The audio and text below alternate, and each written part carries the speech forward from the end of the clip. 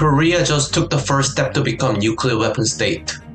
여러분, 지난 7월 14일에 미국을 떠들썩하게 만든 트럼프 총격 사건을 기억하십니까? Jesus Christ! 자산이 무려 4조 원인 억만장자 트럼프는 이번 총격에서 기적적으로 생존하며 제47대 대통령 당선이 확실시 되었습니다. 경호원에게 호송되는 와중에도 오른손을 번쩍 들고 Fight! 이라고 외치며 건재한 모습을 보여주었는데요.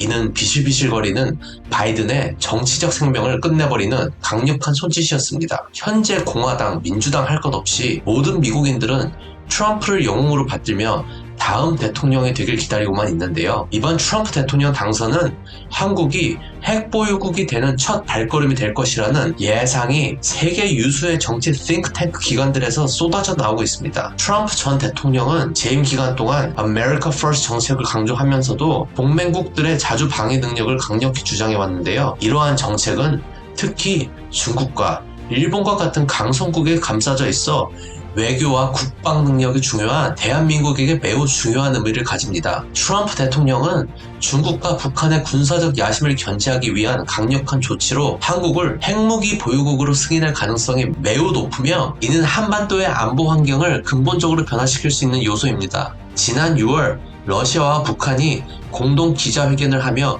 충격적인 소식이 전해졌습니다. 북한과 군사기술 협력을 진전시키고 군사 분야에서 적극적으로 협력한다고 발표했습니다. 이는 어떤 의미를 뜻하는 걸까요? 그렇습니다. 우리 모든 애국자분들이 예상하는 것과 같이 북한뿐만 아니라 러시아의 핵미사일도 한국의 위협이 된다는 것인데요. 이는 훗날 당선이 예정된 트럼프 대통령에게도 엄청난 견제가 필요하게 되는 소식입니다. 트럼프 전 대통령은 당선이 되자마자 현재 러시아 유크레인 전쟁 종식과 이에 관련된 모든 행보는 빠르게 진행될 것이라고 모두가 예상하고 있는데요. 이 중심에 대한민국도 깊이 연관되어 있기에 한국의 자체적인 핵보유 지원을 통해 러시아와 북한의 위협으로부터 우리를 스스로 보호하도록 정치적 행보를 넓힐 것이 강력하게 예상되고 있습니다. 트럼프 전 대통령은 집권 당시부터 주한미군 철수, 방위비 증액에 대한 강력한 요구를 해왔는데요. 이번 47대 대통령 집권 중에도 이와 같은 행보는 계속될 것입니다. 여러분, 한미동맹은 무려 70년이 넘는 강력한 동맹관계입니다. 과연 트럼프 전 대통령이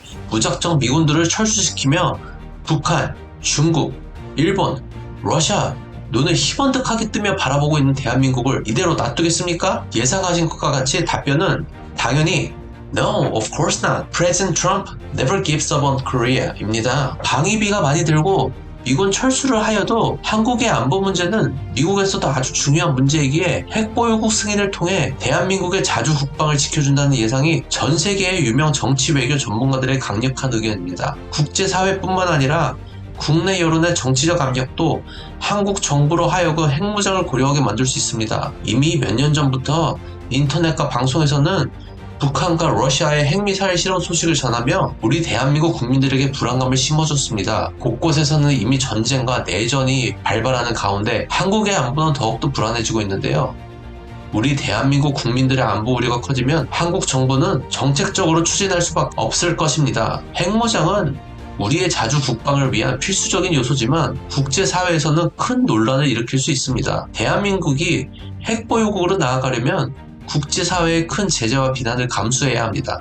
하지만 미국과 트럼프 대통령의 강력한 외교적 지원이 있다면 UN, 네로와 같은 국제적 압박을 효과적으로 완화하여 트럼프가 재집권할 시 지금 바이든 대통령의 방관 정책은 더 이상 유지되지 않는다는 건 기정사실입니다. 거래의 달인이라고 자처하는 트럼프 대통령에게도 북한 문제는 결코 풀기 쉽지 않은 문제인데요. 트럼프 대통령이 처음에는 사적인 관계를 맺으려고 했으며 유크레인 전쟁용 무기를 러시아에게 공급 중단하라고 설득할 수 있지만 이는 북미 관계를 악화시킬 수 있는 요소이기도 합니다. 이에 따라 대북 정책이 강경해지거나 북핵 문제 해결을 위한 협상에 실패한다면 한국이 자국 방어를 위해 핵무장을 독자적으로 결정한다고 해도 트럼프 대통령 입장에서는 이를 지지하거나 묵인할 가능성도 배제할 수 없습니다. 우리는 현재 긴박한 상황에 놓여 있습니다. The tension has risen up to the maximum level. 최근 러시아 푸틴 대통령은 한국이 유크레인 무기 지원 시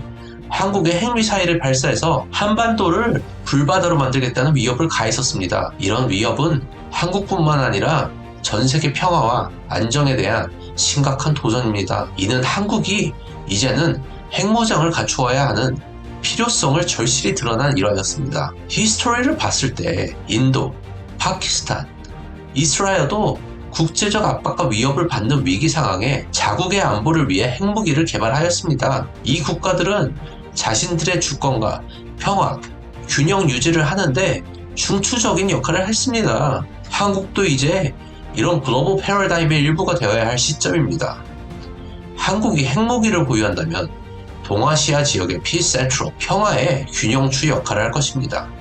이는 대만과 같은 다른 국가에도 영향을 미칠 텐데 대만이 핵무기를 보유하게 된다면 중국에게 크나큰 견제 구도가 만들어질 겁니다. In conclusion, 한국 핵무장은 단순한 셀프 디펜스 조치가 아니라 국제적인 평화와 안정을 위한 전략적 선택이 될 겁니다. 우리는 이제 한반도의 평화를 위해 과감하고 결단력 있는 조치를 취해야 할 것입니다. 한국이 강력한 글로벌 플레이어로서 그 역할을 다하기 위해서는 이제 핵무장은 불가피한 선택임을 명심해야 할 때입니다.